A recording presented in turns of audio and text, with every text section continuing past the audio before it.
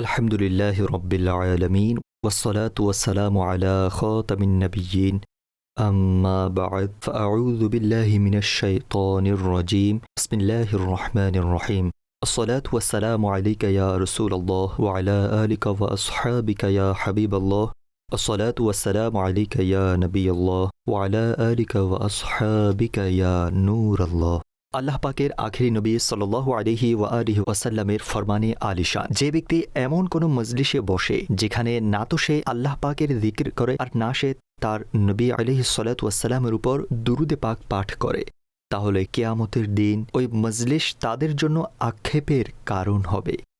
আল্লাহ পাক চাইলে তাদেরকে আযাব দিবেন কিংবা চাইলে ক্ষমা করবেন। সল্লু আলাল হাবিব সাল্লাল্লাহু আলা মুহাম্মদ সাল্লাল্লাহু আলাইহি ওয়া আলিহি ওয়াসাল্লাম। মাদানী চ্যানেলের দর্শকবৃন্দ, অনুষ্ঠান ফজিলত ও বরকতে স্বাগত। আজকের আমাদের এই পর্বের বিষয় হল খোদাভীতির ফজিলত ও বরকত। ইনশাআল্লাহুল কারীম, যাতে আমরা খোদাভীতির ফজিলত ও বরকত, খোদাভীতি কিভাবে অর্জন করা যায় এবং পূর্বসূরীদের খোদাভীতির ব্যাপারে শুনব। আলহামদুলিল্লাহিল কারীম, আমরা মুসলমান, আর আমাদের এই আকীদা আছে যে একদিন এই দুনিয়া থেকে যেতে হবে, আর আখিরাতে নিজেদের আমলের এবং কিয়ামতের দিন নিজেদের আমলের হিসাব দিতে হবে। যার আমল ভালো হবে তো আল্লাহ করিমের রহমতে সে জান্নাতে প্রবেশ করবে, আর যার আমল গুনাহে ভরা থাকবে তার ঠিকানা জাহান্নাম হবে। সুতরাং আমাদের উচিত যেন আখিরাতকে ভালো বানানোর জন্য বেশি থেকে বেশি নেক আমল করি এবং গুনাহ থেকে বাঁচি। এখন প্রশ্ন এটা জাগে যে আমরা কিভাবে গুনাহ থেকে বাঁচতে পারি এবং কিভাবে নিজেদের জীবন নেক আমল করতে করতে কাটাতে পারি। তো এর জন্য জরুরি আমরা নিজেদের ভেতর খোদাভীতি সৃষ্টি করি, কেননা যতক্ষণ পর্যন্ত মানুষের ভেতর খোদাভীতি থাকবে না তার গুনাহ থেকে বাঁচা অত্যন্ত কঠিন। আল্লাহ করিম কোরআনে পাকে অনেক জায়গায় আমাদের তার ভয় লালন করার, খোদাভীতি অবলম্বন করার প্রতি উৎসাহ দিয়েছেন। যেমন তিনি ইরশাদ করেন, ওয়ালাকাদ ওয়াসাইনাল্লাযীনা উতুল কিতাবা মিন ক্বাবলিকুম ওয়া ইয়্যাকুম আনিত্তাকুল্লাহ, এবং নিশ্চয় আমি তাকিদ দিয়েছি তাদেরকে যাদেরকে তোমাদের পূর্বে কিতাব প্রদান করা হয়েছে, এবং তোমাদেরকেও যেন তোমরা আল্লাহকে ভয় করতে থাকো। আরও এক স্থানে আল্লাহ তাবারক ওয়া তাআলা ইরশাদ করেন, ফালা তাখশাউহুম ওয়াখশাউন, সুতরাং তাদেরকে ভয় করো না এবং আমাকেই ভয় করো। একইভাবে হাদিসে মুবারকাতেও আল্লাহ করিমের শেষ নবী সাল্লাল্লাহু তাআলা আলাইহি ওয়া আলিহি ওয়াসাল্লাম খোদাভীতি অবলম্বন করার উৎসাহ দিয়েছেন। যেমন খাতামুন নবিয়্যিন সাল্লাল্লাহু আলাইহি ওয়া আলিহি ওয়াসাল্লাম ইরশাদ করেছেন, যদি তোমরা আমার সাথে সাক্ষাৎ করতে চাও তো আমার পরে ভয় বেশি রেখো। একবার খাতামুন নবিয়্যিন সাল্লাল্লাহু আলাইহি ওয়া আলিহি ওয়াসাল্লাম ইরশাদ করেছেন, হিকমতের মূল আল্লাহ করিমের ভয়। মাদানী চ্যানেলের দর্শকবৃন্দ, কোরআনে করিম ও হাদিসে পাকের সাথে সাথে সাহাবাই কিরাম আলাইহিমুর রিদওয়ান এবং বুজুর্গানে দ্বীন রহিমাহুমুল্লাহুল মুবিনের বাণীও খোদাভীতি অর্জনের ব্যাপারে নসিহত হিসেবে বিদ্যমান রয়েছে। হযরত আনাস রাদিয়াল্লাহু তাআলা আনহু পুত্রকে বললেন, হে আমার পুত্র, তুমি নিচু হওয়া থেকে বাঁচবে। সে আরজ করল, নিচুকে? তিনি বললেন, সে যে আল্লাহ তাবারক ওয়া তাআলাকে ভয় করে না। হযরত আব্দুল্লাহ ইবনে মাসউদ রাদিয়াল্লাহু তাআলা আনহুর মৃত্যুর সময় ঘনিয়ে এলে তখন কেউ আরজ করল, আমাকে কিছু ওসিয়ত করুন। তিনি ইরশাদ করলেন, আমি তোমাকে আল্লাহ পাককে ভয় করার, নিজের ঘরকে আঁকড়ে ধরার, নিজের জবানকে হেফাজত করার এবং নিজের ভুলের উপর কান্না করার ওসিয়ত করছি। মাদানী চ্যানেলের দর্শকবৃন্দ, মনে রাখবেন খোদাভীতির 3টি স্তর রয়েছে। যেমন ইমাম গাজ্জালী রহমতুল্লাহি তাআলা আলাইহি এর গবেষণার আলোকে খোদাভীতির স্তরগুলো আমরা শুনব। প্রথম স্তর যায়ীফ, অর্থাৎ দুর্বল। এটা সেই ভয় যা মানুষকে কোনো নেকি অবলম্বন করতে এবং গুনাহ ছাড়তে প্রস্তুত করার শক্তি রাখে না।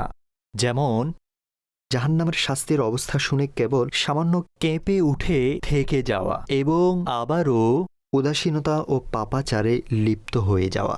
দ্বিতীয় মুতাদিল, অর্থাৎ মধ্যম মাঝারি। এটা সেই ভয় যা মানুষকে কোনো নেকি অবলম্বন করতে এবং গুনাহ ছাড়তে প্রস্তুত করার শক্তি রাখে। যেমন আখিরাতের আযাবের সতর্কবাণী শুনে এসব থেকে বাঁচার জন্য বাস্তবিক চেষ্টা করা, এবং এর পাশাপাশি আল্লাহ করিমের নিকট রহমতের আশা রাখা। তৃতীয়, কবি অর্থাৎ মজবুত। এটা সেই ভয় যা মানুষকে নিরাশা, অজ্ঞান এবং অসুস্থতা ইত্যাদিতে লিপ্ত করে দেয়। যেমন আল্লাহ পাকের আযাব ইত্যাদির আলোচনা শুনে নিজের ক্ষমা থেকে নিরাশ ও হতাশ হয়ে যাওয়া। এই সবগুলোর মধ্যে উত্তম স্তর হল মধ্যমটি। কেননা ভয় এমন এক চাবুক অর্থাৎ পশুকে মারার লাঠির মতো, যা কোনো পশুকে দ্রুত চালানোর জন্য মারা হয়।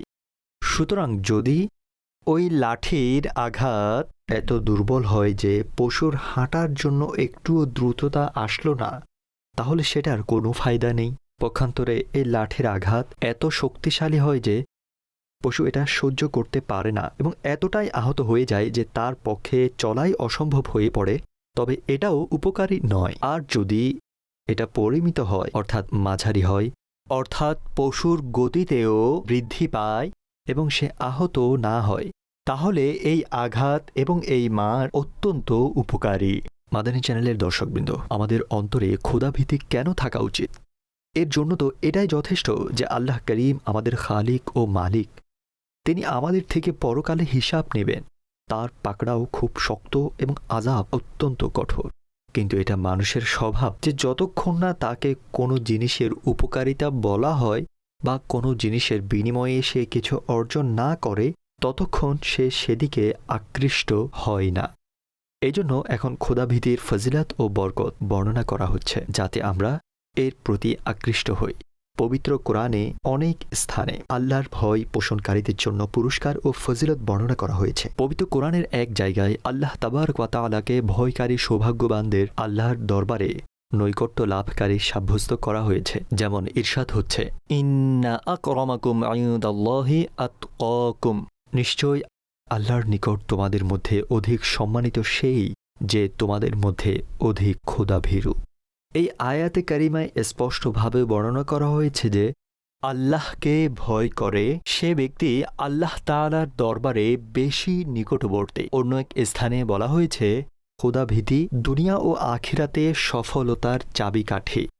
যেমন ইরশাদ হচ্ছে, আল্লাযীনা আমানু ওয়া কানু ইয়াত্তাকুন লাহুমুল বুশরা ফিল হায়াতিদ দুনিয়া ওয়া ফিল আখিরাহ। ওইসব লোক যারা ঈমান এনেছে এবং খোদাভীতি অবলম্বন করে, তাদের জন্য সুসংবাদ রয়েছে পার্থিব জীবনে এবং পরকালে। সুতরাং জানা গেল, যেসব লোক আল্লাহ পাককে ভয় করে এবং নেক আমল করে, ওই সব লোকেরা দুনিয়ার মধ্যে এবং আখিরাতেও সফল হবে। এই লোকেদের জন্যই দুনিয়া ও আখিরাতে সুসংবাদ রয়েছে। সূরা রহমানে খোদাভীতি সম্পন্নদের জন্য দুটি জান্নাতের সুসংবাদ শোনানো হয়েছে। যেমন আল্লাহ তাআলা ইরশাদ করেন, ওয়ালিমান খাফা মাকামা রাব্বিহি জান্নাতান, এবং যে আল্লাহর দরবারে দাঁড়ানোকে ভয় করে তার জন্য দুটি জান্নাত রয়েছে। আসুন একটি ঘটনা শুনি। মুসলমানদের দ্বিতীয় খলিফা ফারুকে আজম রাদিয়াল্লাহু তাআলা আনহুর মুবারক যুগে এক যুবক খুব মুত্তাকি ও পরহেজগার এবং ইবাদত গুজার ছিল। এমনকি ফারুক আজম রাদিয়াল্লাহু তাআলা আনহুরও তার ইবাদত দেখে আশ্চর্য হতেন। ওই যুবক ঈশার নামাজের পর নিজের বৃদ্ধ বাবার সেবা করার জন্য যেত। পথে এক সুন্দরী নারী তাকে নিজের দিকে ডাকত, কিন্তু ওই যুবক তার প্রতি ভ্রুক্ষেপ না করেই চলে যেত। অবশেষে একদিন ওই যুবকের উপর শয়তান প্রভাব বিস্তার করল এবং সে ওই নারীর ডাক শুনে তার দিকে খারাপ উদ্দেশ্যে অগ্রসর হল।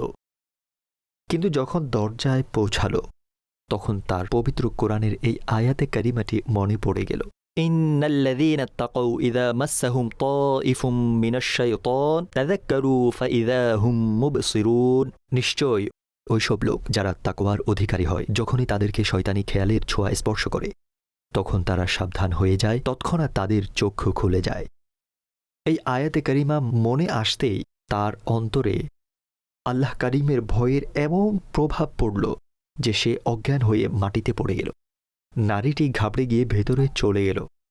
যখন যুবক অনেকক্ষণ পর্যন্ত বাড়ি পৌঁছাল না, তখন বৃদ্ধ বাবা খুঁজতে খুঁজতে সেখানে এসে পৌঁছালেন এবং মানুষের সাহায্যে উঠিয়ে বাড়ি নিয়ে এলেন। জ্ঞান ফেরার পর বাবা ঘটনা জানতে চাইলেন, সমস্যা জিজ্ঞেস করলেন। তো ওই যুবক পুরো ঘটনা বর্ণনা করে দিল। কিন্তু এই আয়াতে করিমার উল্লেখ করতেই আবারও পুনরায় আল্লাহ করিমের তীব্র ভয় জেগে উঠল এবং সে একটি জোরে চিৎকার দিল, আর সাথে সাথে তার রূহ বেরিয়ে গেল। রাতারাতি তার গোসল ও কাফন দাফনের ব্যবস্থা করে দেওয়া হলো। সকালবেলা যখন এই ঘটনা মুসলমানদের দ্বিতীয় খলিফা ফারুকে আজম রাদিয়াল্লাহু তাআলা আনহুর সামনে উপস্থাপন করা হলো, তখন তিনি রাদিয়াল্লাহু তাআলা আনহু তার পিতার কাছে সমবেদনা প্রকাশের জন্য তাশরিফ নিয়ে গেলেন এবং বললেন, আমাকে রাতের বেলা কেন জানানো হয়নি? আমিও তার জানাজায় অংশগ্রহণ করতাম। তিনি আরজ করলেন, আমিরুল মুমিনিন, আপনার বিশ্রামের কথা খেয়াল করে উপযুক্ত মনে হয়নি। তিনি বললেন, আমাকে এর কবরে নিয়ে চলো। সেখানে পৌঁছে তিনি এই আয়াতে মোবারকা পাঠ করলেন, ওয়ালিমান খাফা মাকামা রাব্বিহি জান্নাতান, এবং যে ব্যক্তি আপন প্রতিপালকের সম্মুখে দণ্ডায়মান হওয়াকে ভয় করে তার জন্য দুটি জান্নাত রয়েছে। তখন কবর থেকে সে যুবক উচ্চস্বরে ডেকে বলল, হে আমিরুল মুমিনিন, নিশ্চয়ই আমার রব আমাকে দুটি জান্নাত দান করেছেন। মাদানী চ্যানেলের দর্শকবৃন্দ, যেভাবে কোরআনে পাকে খোদাভীতির গুরুত্ব ও ফজিলত বর্ণনা করা হয়েছে, অনুরূপভাবে আল্লাহ করিমের আখিরি নবী সাল্লাল্লাহু আলাইহি ওয়াসাল্লাম নিজের মোবারক জবানে খোদাভীতির গুরুত্ব ও ফজিলত বর্ণনা করেছেন। হযরত আবু হুরায়রা রাদিয়াল্লাহু তাআলা আনহু থেকে বর্ণিত আছে, খাতামুন নবিয়্যিন সাল্লাল্লাহু আলাইহি ওয়াসাল্লাম ইরশাদ করেছেন, আল্লাহ করিম ইরশাদ করেন, আমাকে নিজের ইজ্জত ও জালালের কসম, আমি নিজের বান্দার উপর দুটি ভয় একত্র করব না, আর না তার জন্য দুটি নিরাপত্তা একত্র করব।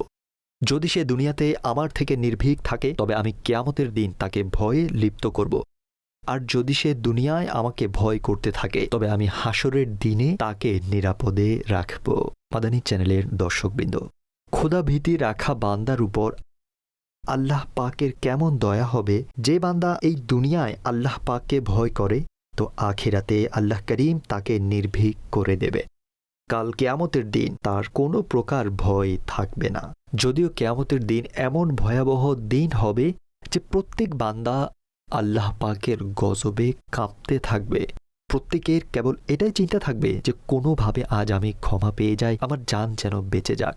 কিন্তু যারা আল্লাহ তাবারক ওয়া তাআলার ভীতি সম্পন্ন হবে তাদের কোনো প্রকারের ভয় থাকবে না। মাদানী চ্যানেলের দর্শকবৃন্দ, প্রশ্ন এটা সৃষ্টি হয় যে নিজেদের ভেতর ক্ষুধাভীতি কিভাবে অর্জন করব, নিজের ভেতর ক্ষুধাভীতি কিভাবে সৃষ্টি করব? তো এর জন্য জরুরি সবার প্রথমে তো আল্লাহ করিমের দরবারে খাঁটি তওবা আর এই নিয়ামত অর্জনের দোয়া করি, অর্থাৎ আল্লাহ করিমের ভয় আমরা পেয়ে যাই, এই দোয়া করি। নাম্বার 2, কোরআনে আযীম আর হাদিসে পাকে খোদাভীতির যে ফজিলতগুলো বর্ণিত হয়েছে এগুলোকে নিজের চোখের সামনে রাখি, নিজের মনোযোগে রাখি, নিজের খেয়ালে রাখি।